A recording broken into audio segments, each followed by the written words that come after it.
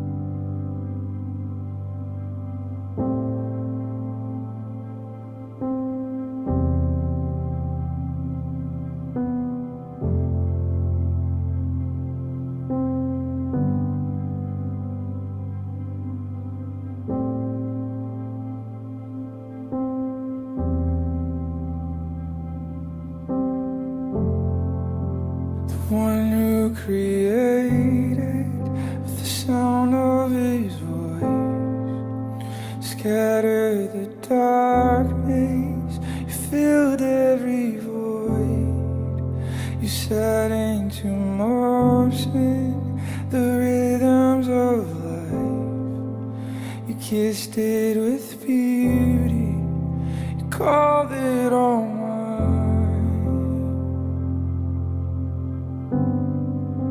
You called it all mine.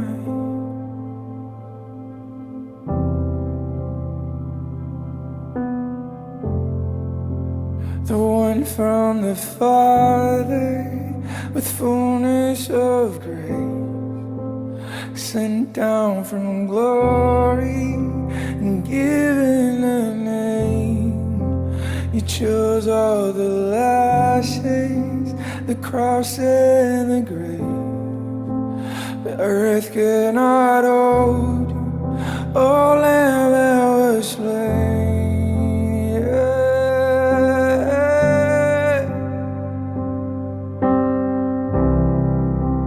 God of resurrection, giver of redemption, you never change, oh you stay the same. God of every hour, author of all power, you never change, oh you stay the same.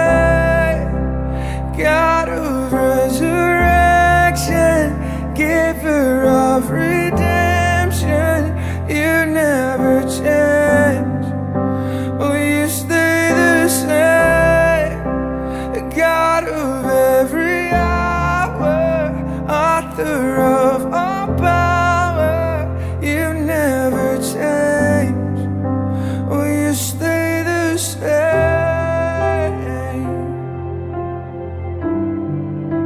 I know you stay the same.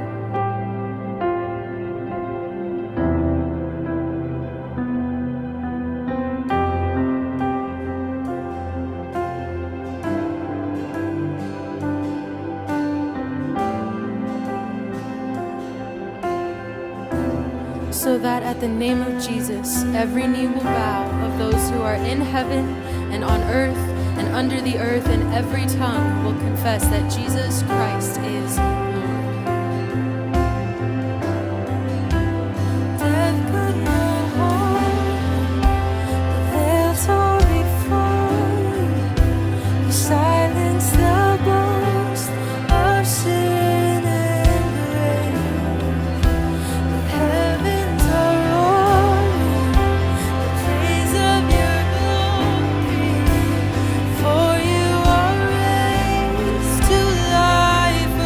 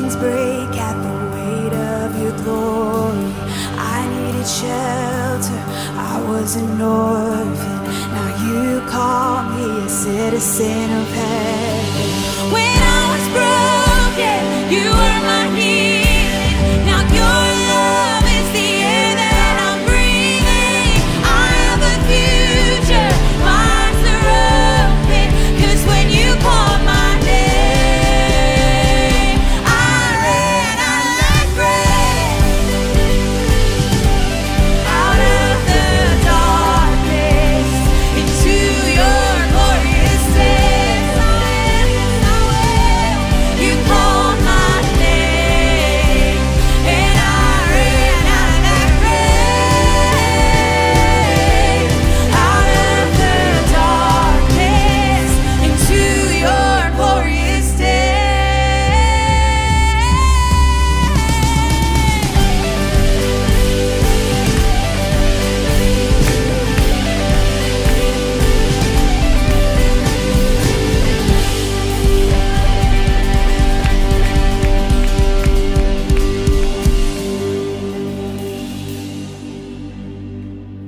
Hello and happy Easter. My name is Sherry Benke and I want to welcome you to Community Online. Today is the day we celebrate that Jesus is alive. I am so glad that you're here. As we get started, let me encourage you to share this link via text or social media with your friends, family members, coworkers, and neighbors. We would love for them to join us, and your invitation can make that happen.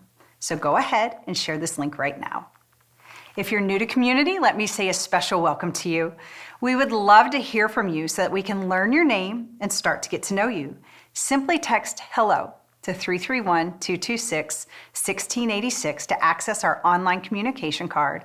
Fill that out and someone will reach out to you in the next couple days. And don't forget, you can also reach out for prayer during this service by texting PRAY to that same number or by clicking on the prayer button. Our prayer team would love to pray for you. Here at Community, we are committed to helping people find their way back to God. People just like me and people just like you. All of us are on a spiritual journey, and at Community, we believe that journey is better traveled together. That's why we celebrate together weekly in services just like this one, to help one another grow in our love for God. It's why we connect in the week in small groups to grow our relationship with others in the church. And it's why we join together to contribute our time, talents, and treasures to love the world the way God loves the world. We call these three practices the 3 C's: celebrate, connect, and contribute. And we believe that there is always a next step for every one of us to take and grow as a 3C Christ follower. In fact, now is a perfect time to take a next step in the area of connect by joining a small group. We want every person at Community to have a meaningful relationship in the church, and the best place for that to happen is in a small group. Small groups meet at various times throughout the week. Some are online, some meet in person, and now is the perfect time to get connected because we're right in the middle of signups for our spring small group term. You can find all the information to join a group on our website at communitychristian.info or by texting group 331-226-1686. There is a group ready to welcome you. In a few minutes, lead pastor Dave Ferguson is going to bring us the Easter message. But first, let's take time to give back to God. This is a time in our service when we give generously to further the work God is doing in our church and through our church. The gifts that are given during this time fuel our mission to help more and more people find their way back to God. So I encourage you to give generously right now. You can do that through the Community app or by texting GIVE to 331-226-1686 or by clicking on the Give button. You can also send a check to our mailing address in Naperville. And as you give, let's take a look back at how people are finding their way back to God in today's Be the Church moment.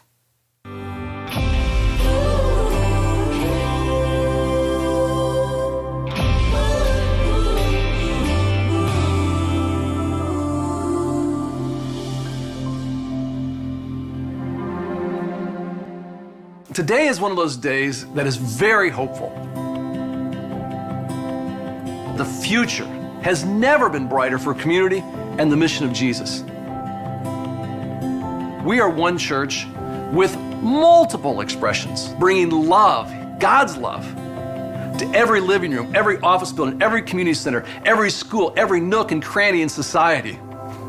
And why? Here are 3 reasons why. Frank, Alyssa, and Tramisha. My life has changed completely, and it's something that my entire family has noticed and quite frankly appreciates. I'm so thankful for this community, and I just want to thank you from the bottom of my heart for helping me find my way back to God. You've changed my life forever. Thank you. Since I found my way back to God, my life has been so peaceful. When I got baptized, it felt like I got hit with this feeling of unconditional love. And that's not really something that I'm used to. I want to thank you, community. I am so happy to be able to call you family. I felt like everything that I did in my past, anything that I rejected God for, I was cleansing that out of me. I also felt that I had now officially tied a bond with God. When I came up, I just felt refreshed. I felt renewed, refreshed, and it just felt amazing.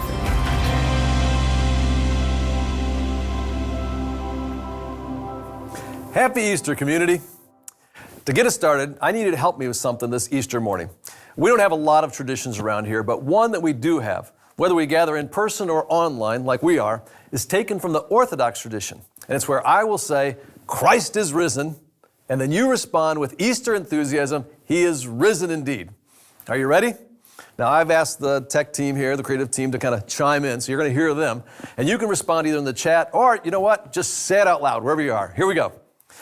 Christ is risen. He is risen indeed. I love it.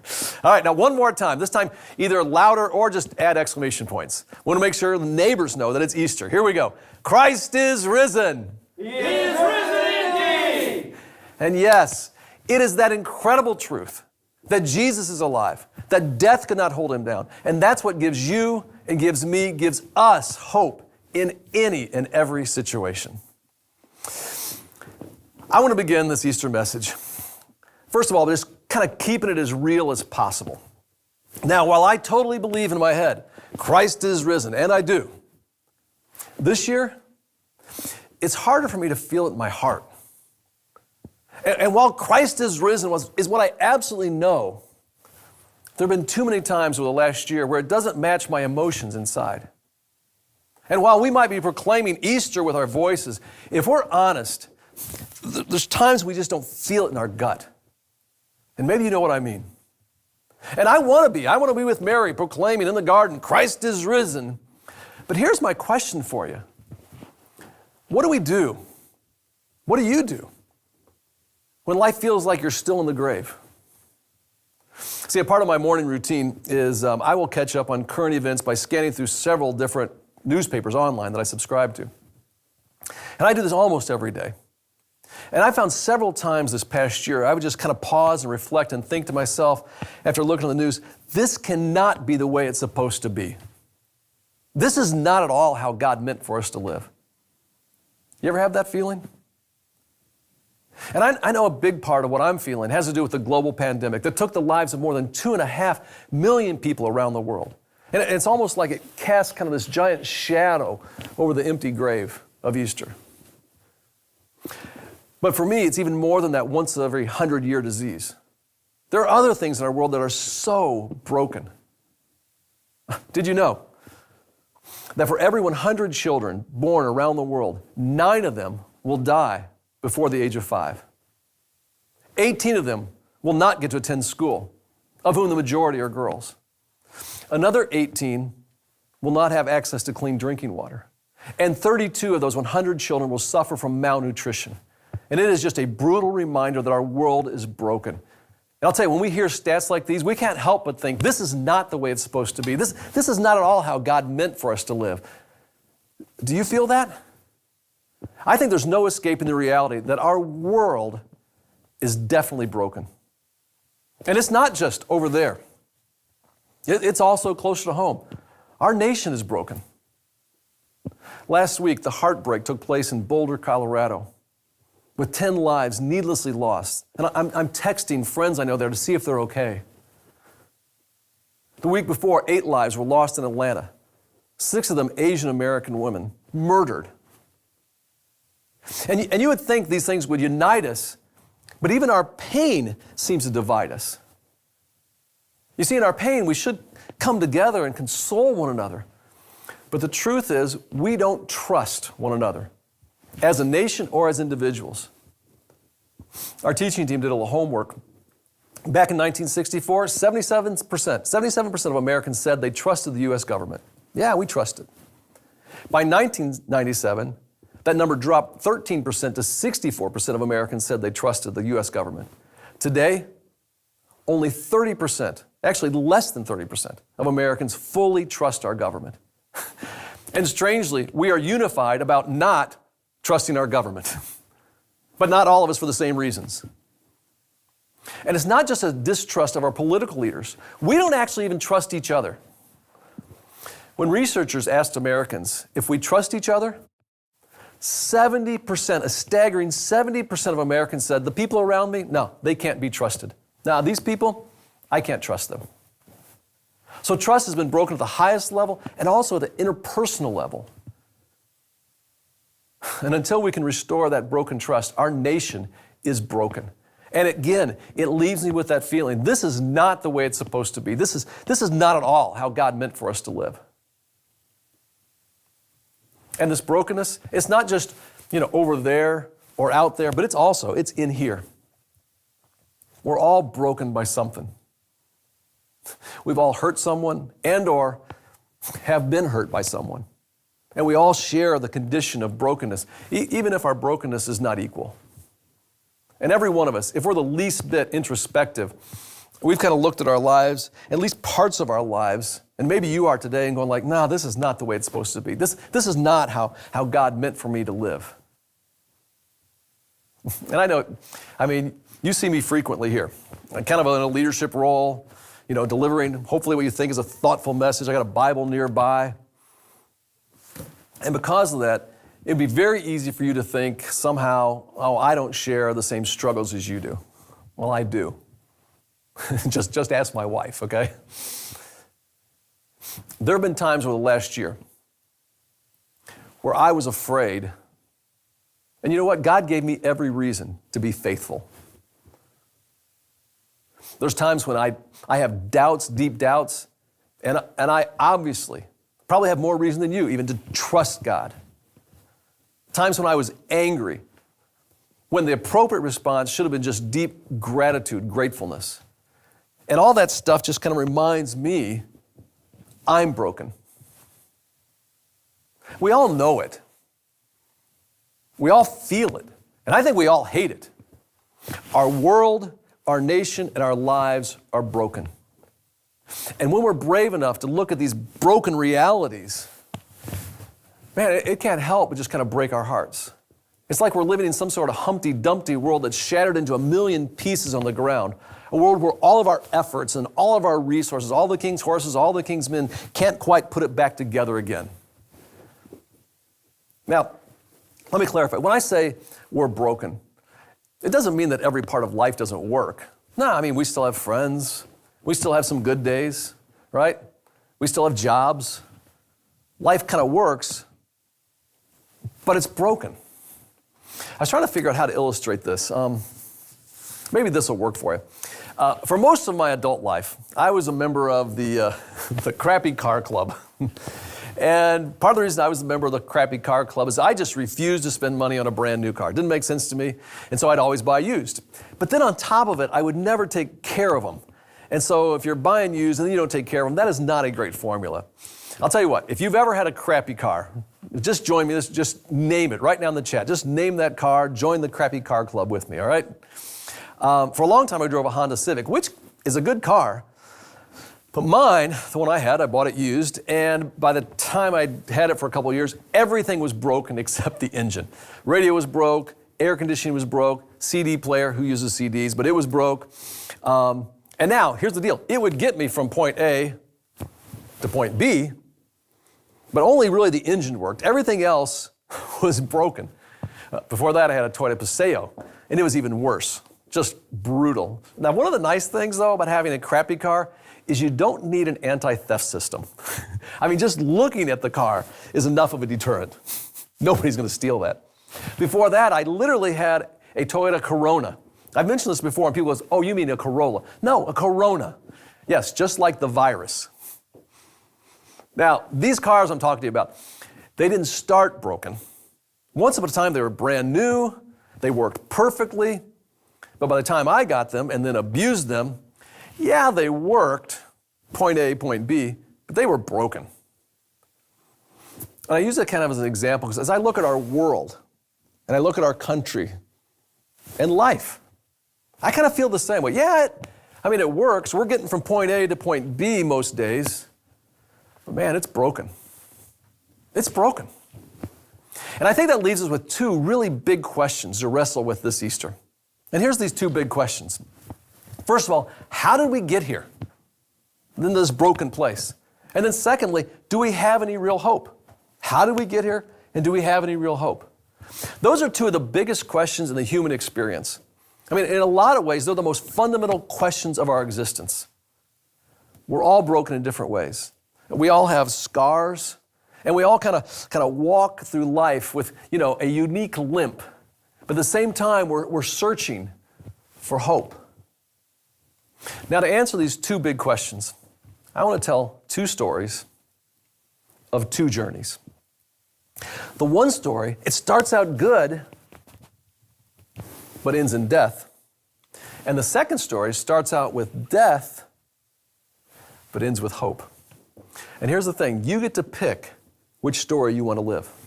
The one that ends in death, or the one that ends in hope. And I'll tell you what, if at any point you decide you want hope, do this. Just text the name, pull out your phone, just text the name Jesus to 331-226-1686. Just text that, and we'll follow up with you. Now, the first story is the journey of what I'm going to call from the garden to the grave. And then the second story is the journey from the grave to the garden. Now, the first story. The first story answers this question right here, and it's the question, how did we get here?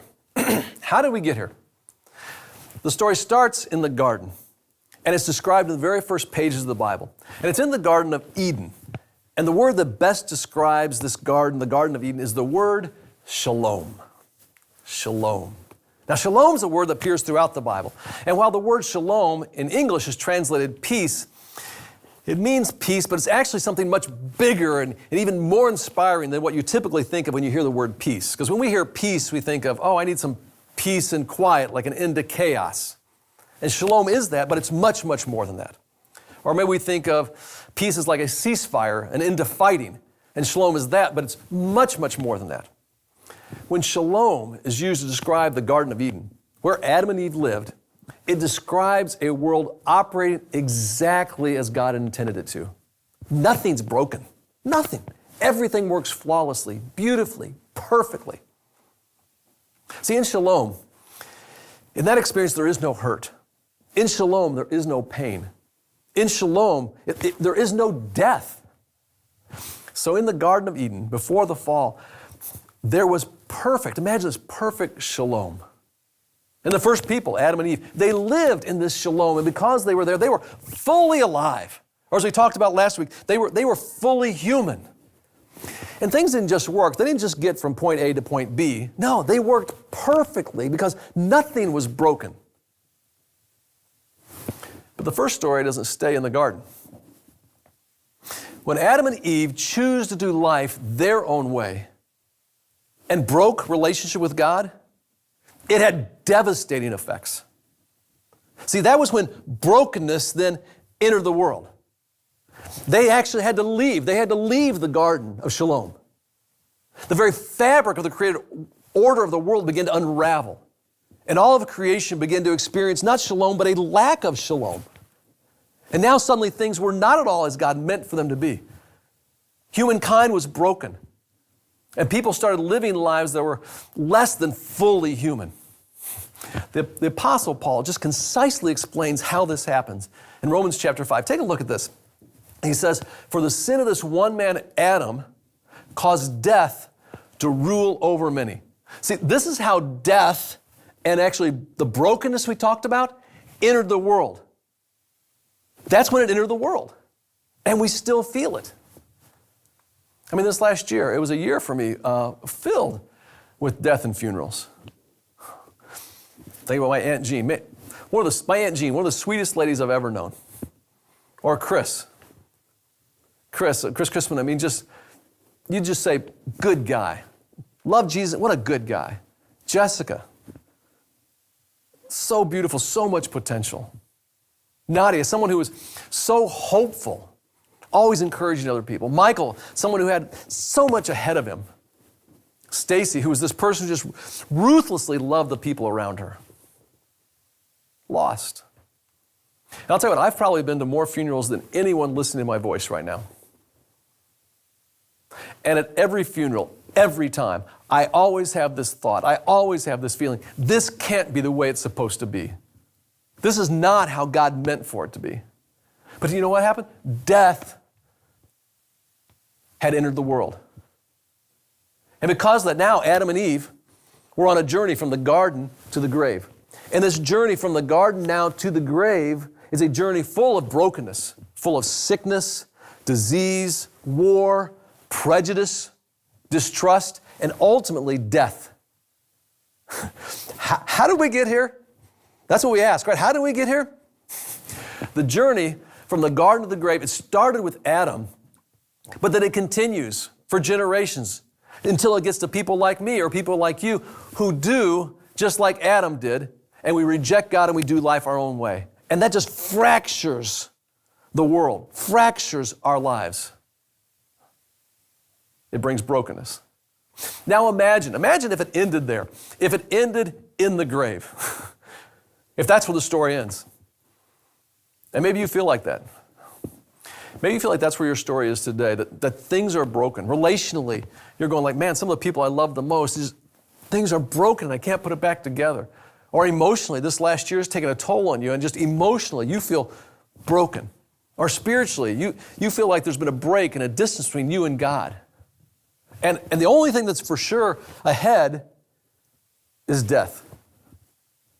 And none of us want to live like that. We long for, we look around for, we hope for something more. And see, that's what brings us to the second big question. And it's this: do we have any real hope? And the answer is an emphatic yes. Yes, there's hope. Yes, there's hope for you personally today. And yes, there's hope for us relationally. And yes, there's hope for our world globally. And it's because the first story, from the garden to the grave, actually has a sequel. And the sequel is a second story, and it's the story from the grave to the garden. If we go back to Romans 5:17, Paul explains both stories. And here's what he says. The first story: for the sin of this one man, Adam, caused death to rule over many. Now, here comes the sequel. And this is one of those occasions where the sequel is actually better than the original. But even greater is God's wonderful grace and His gift of righteousness for all who will receive it. It's for all of us, any one of us who will receive this. And here's what He's offering us: a triumph over sin, our own personal brokenness, and death, ultimately. How? Through this one man, Jesus Christ. And that's exactly what Easter's all about. That is exactly what Jesus' death and resurrection accomplished. And that is the story of Easter. Death overcome by life, despair conquered by hope. A story that seemed to have this fatal ending becomes a sequel with an eternal beginning. That's exactly what Jesus' resurrection accomplished. And it only seems fitting that Jesus' resurrection took place in a garden. On that first Easter morning, one of Jesus' followers, a woman named Mary, came to the grave. She came to anoint His body on the third day after His death. But when she gets there, the grave's empty. She thinks somebody's stolen Jesus' body. She doesn't know what to do. So she's standing there just crying, weeping. I want you to take a moment to picture how incredible this scene really is. Mary is literally looking into the grave. Over her shoulder is the garden, and it's Easter morning. She's exactly where many of us are this Easter morning. We're facing death. That's where we're headed. But as we move in that direction, we're looking all around for hope. That's what she's looking for. Stuck between the grave and the garden. But she doesn't know it yet. And in just a moment, she's going to be the first witness to the resurrection of Jesus. In a moment, she'll be the first person called by name from the grave back into the garden and hope. Let's pick up the story in John chapter 20, verse 14. It says this: she turned to leave and she saw someone standing there. It was Jesus, but she didn't recognize him. All right, I got to pause for a second. This is one of those small details that makes the resurrection story so believable for me anyway. I mean, here you have the greatest event in human history, and she doesn't recognize him. I mean, you don't make that up. You don't add that to a story. That had to have happened. It goes on, and Jesus speaks, says, "Dear woman, why are you crying? Who are you looking for?" She thought he was the gardener. Oh my, this is now becoming like a blooper reel, right? "Sir," she said, "if you've taken him away, tell me where you've put him, and I will go and get him." Mary still doesn't quite get it. She doesn't understand what's happening, not yet. And then it happens. Jesus says, "Mary." Hey, Mary. Mary. He says her name. Jesus is speaking to her now words of hope. And she turned to him and she cries out, "Teacher, Jesus, it's you." Can you imagine hearing a guy that you thought was dead call out a name? And not just any name, but your name. And just like that, hope entered her world. And you see, that's how hope enters your world. And it's the only hope for our world. Christ is risen. He is risen indeed. And like Mary, every one of us is being called into a brand new story this Easter. See, there's two stories. There's two journeys. The journey from the garden to the grave, and the journey from the grave to the garden. And all of us, we have a choice. And let me ask you, which journey are you on? Which story do you want to live? Which will you choose? This Easter, like that very first Easter, Jesus is calling people out of the grave of darkness and desperation and our own despair and brokenness into this garden of joy and redemption and very real hope. And maybe he's calling your name. Michael, Stephanie, Alia, hey Jennifer, Carlos, Ashley, Joshua, Amanda, Jalen, Sarah, Ajay, David. For some of you, right now, he's calling you for the very first time. And for others, he's calling you back to hope again. Now, how do you know? Well, for some of you, in this moment and the moments to come, you're going to think thoughts that aren't really your thoughts, maybe thoughts you never thought before, and you're going to know that's God calling you. For some of you, it won't be so much what you think, but it'll be more what you feel. You're going to be moved emotionally. Maybe you're already feeling it. And if you feel something inside, I'm telling you, that's God. That is God moving inside you. For others of you, you're going to be prompted, actually in your spirit. And that's the Spirit of God. And you're as that happens, you're going to know that can't be anything else other than God. And I want you to be extra sensitive to that right now. Because that will be a moment that you look back on where God, He pulled you out of the grave into the garden and gave you hope. In this next moment of both song and story, I want to introduce you to my friend Melissa Sagavo. She found hope after experiencing a heartbreaking death of someone she loved dearly. She has firsthand experience of traveling that journey from the garden to the grave. But it was Jesus who personally called her and offered her a brand new story, a sequel out of that grave into the garden. Now, at any time during this next moment of both song and story, we invite you to prepare and take your communion elements. Just take a piece of bread, and something to drink will do. The bread is a reminder of Jesus' resurrected body. Take the cup. It'll be a reminder of Jesus' blood. And as you do, you're saying yes to Jesus, a Jesus who's calling you out of the grave into the garden.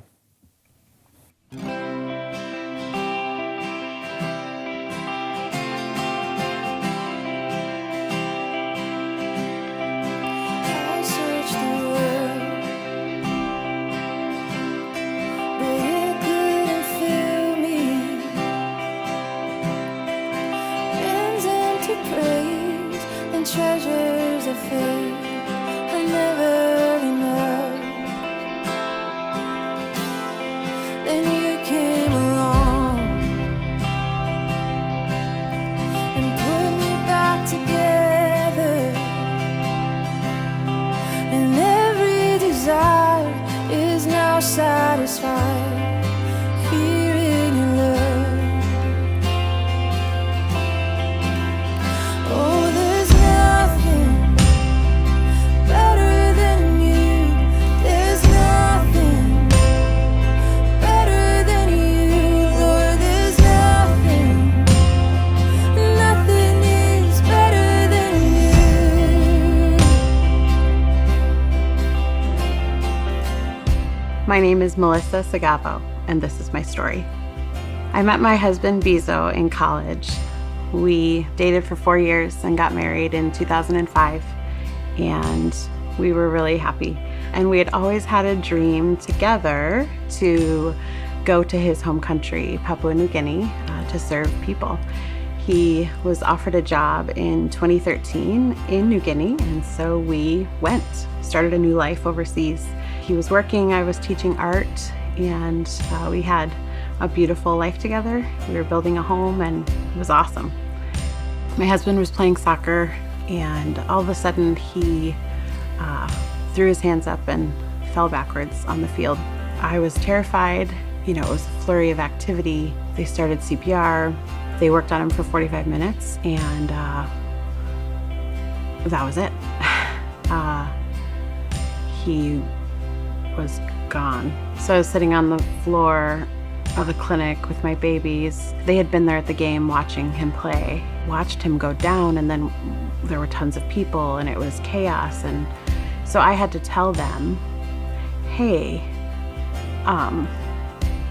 yeah, Daddy isn't here anymore. I'm a strong girl. I kind of pull myself up by my bootstraps and kind of make it and figure it out and be okay. But when I think about them not having their dad, it's a whole nother story.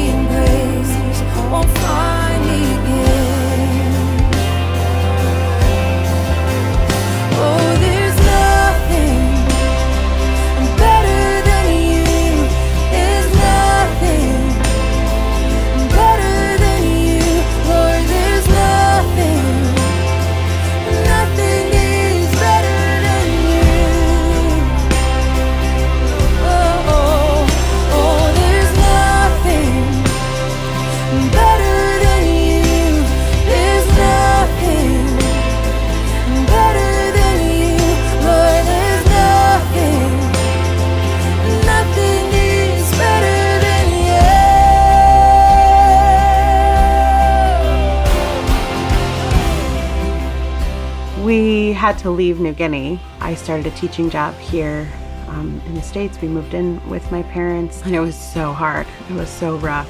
I've asked why over and over and over and over again, to be honest. There's this part of me that knows that God was present, and there's a part of me that feels like he wasn't there. And that's really hard to reconcile. When we were still in New Guinea, after we had buried Bizo, I decided to break a bunch of dishes, the dishes we registered for when we got married. Threw them together against big sheets of plywood with loud blaring music, and I cried and I screamed and I swore. I just kind of let those dishes have it. So with all those broken dishes, we swept them up, put them into buckets. I think I had 3 or 4 big buckets full of dishes, and I made a beautiful mosaic on the top of his grave, and his brother poured the cement for me. That was super healing for me because I felt like I had a space to let that rage out, and I had a place where I was able to declare, this isn't right, this isn't fair. But then I was able, with that brokenness, to gather all those pieces together and make something beautiful out of it. You turn mourning to dancing. You give beauty for ashes. You turn shame into glory.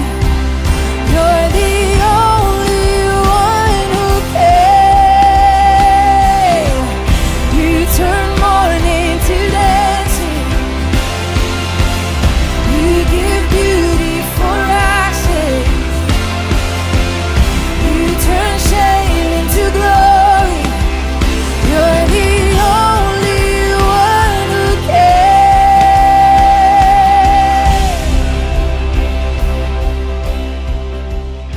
The truth is that anyone who has experienced what I've experienced knows that the pain of this kind of grief is always there.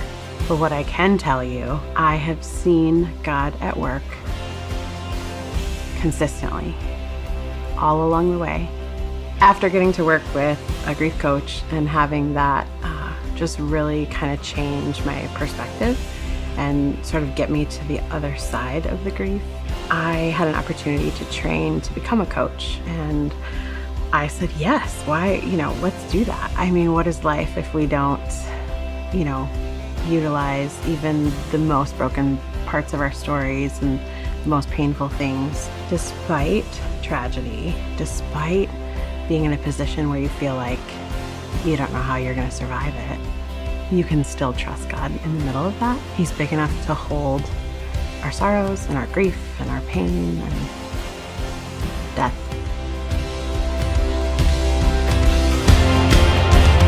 You turn graves into gardens. You turn bones into armies. You turn seas into highways. You're the only one who can. You're the only one who can.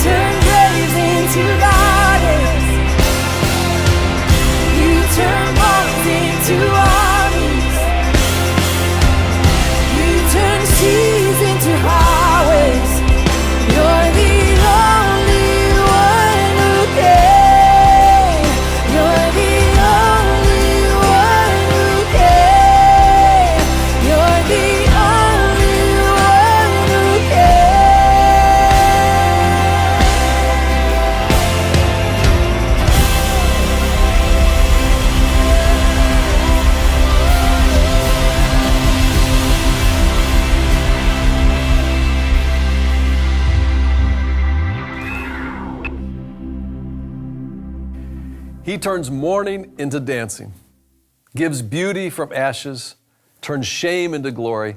Jesus is the only one who can. What I want to offer you this Easter is hope.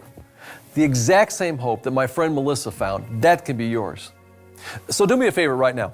Go ahead and take out your phone. You probably have it near you. Maybe reach into your pocket or pull it out of your purse, wherever it is, just grab your phone. As you heard today, there are two stories. One that ends in death and one that ends in hope. And if you want hope, just text the name Jesus to 331-226-1686. That's right, just JESUS to 331-226-1686. You see, our mission here at Community is to help people find their way back to God. We want to come alongside you and help you on that journey from the grave to the garden, to help you find hope, the hope that Jesus offers every one of us. But let me ask you, did you at any point today, during our time together, sense that God was maybe calling you? I mean, for some of you, it feels like it's just something that has to change. That's the thought that comes to your mind. Something has to change. If that was your experience, I'm telling you, God was calling you. For others of you, you found yourself kind of emotional, unusually so. You felt something you don't normally feel. If that was your experience, that's God moving inside you. For still others, maybe it was a tug kind of in your spirit. That's God's Spirit calling you. And if that's the case, here's what I want you to do. I want you to respond by texting the name Jesus to 331-226-1686. And when you do, we'll follow up with you and help you take your next steps in your new story with Jesus. Now, maybe the next step will be a part of an Alpha small group where you can meet with others and discuss some of life's biggest questions and learn more about what it means to be a follower of Jesus. Or maybe the next step is to be a part of Explore Community and to learn more about our church and how you can get involved. Or maybe the next step is to take our baptism class and learn more about this important step of publicly declaring a new direction and a new story with Jesus. We're here to help you find your way back to God. So go ahead right now. On your phone, just text Jesus to 331-226-1686 so that someone from Community can follow up with you soon. See, Easter's all about Jesus bringing hope into your life and your situation. And He invites every one of us to journey with Him from the grave to the garden. And my prayer is that you'll say yes to a God who's calling your name. Happy Easter, Community. I'm so glad you're able to join us this Easter. As we wrap up, let me remind you that Jesus is calling your name, inviting you on a journey from the grave to the garden. If you sense that God is at work in your life, prompting you to respond to Jesus, don't let this moment pass you by. I want to encourage you to take the action Dave challenged us to. Text the name Jesus to 331-226-1686, and someone will follow up with you in the next couple days to help you take your next steps with Jesus. Thank you so much for joining us today. If you'd like more information about our church or any of our upcoming events, let me encourage you to visit communitychristian.info. And of course, let me invite you to join us right back here next Sunday for Community Online. Have a great week, everyone, and once again, happy Easter.